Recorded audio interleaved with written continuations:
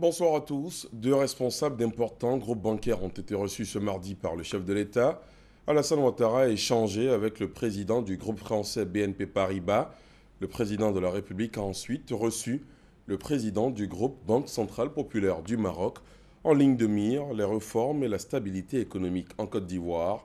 Vous les entendrez dans le 20h. La chefferie traditionnelle des 12 villages qui composent le canton de Niablé apporte son soutien au président de l'Assemblée nationale.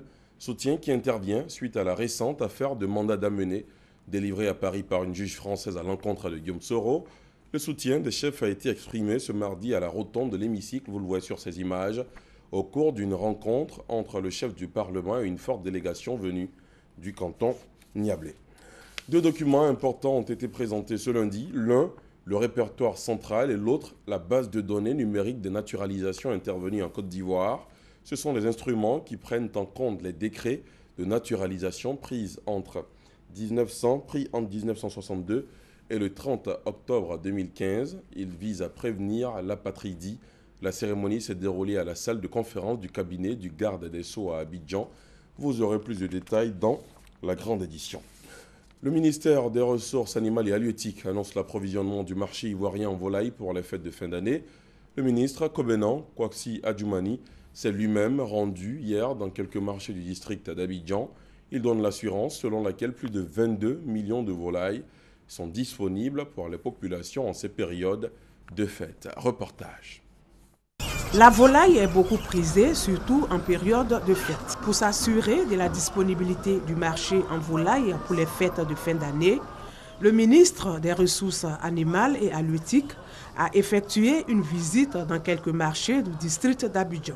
Cette année, plus de 22 millions de volailles sont disponibles sur le marché. Et lorsque vous comparez cela à l'année passée, c'est plus de 7 millions de poulets en plus qui viennent s'ajouter donc, aux provisions de cette année.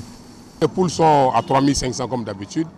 Les poulets de chair sont à 2 500 francs comme d'habitude. Bon, les poulets africains, c'est le même prix. C'est le même prix homologué, il n'y a pas de changement. Toujours selon le ministre des Ressources animales et halieutiques, la menace de la grippe aviaire n'a pas eu d'impact sur la productivité.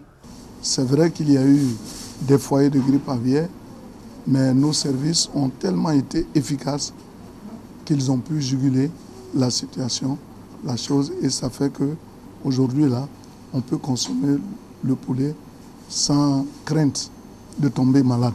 Pour relever le niveau de productivité, les opérateurs de la filière eux-mêmes, pour certains, pour la plupart d'entre eux, se sont engagés dans un programme d'investissement important pour mettre à niveau les infrastructures d'élevage, produire dans des conditions plus modernes. Donc c'est tout cela aujourd'hui qui permet à la production ivoirienne d'offrir une production en constante augmentation. Ces 22 millions de volailles sont réparties dans les différents marchés. Elles proviennent des fermes locales. Lancé en décembre 2013 à Nibi-les-Cros par le Premier ministre Daniel Kablan-Duncan, les travaux de réhabilitation de l'axe routier pont Komoué à Nibi-les-Cros en passant par Bengourou, long de 87,5 km, avancent bien. 57% des travaux sont déjà réalisés pour un coût de 39 milliards de francs CFA. C'est un projet financé par l'Union européenne et sera livré dans 26 mois. Le ministre des Infrastructures économiques, Patrick Hachi, est allé sur le terrain pour s'assurer du bon déroulement des travaux. En santé, on s'intéresse ce soir à la 4e édition des journées de sensibilisation de la population sur les pratiques familiales essentielles favorables à la santé de la mère et de l'enfant. C'est un événement initié par le ministère de la Santé et de la lutte contre le sida en collaboration avec l'UNICEF. Le lancement a eu lieu à Yopougon, on en reparle dans le 20h.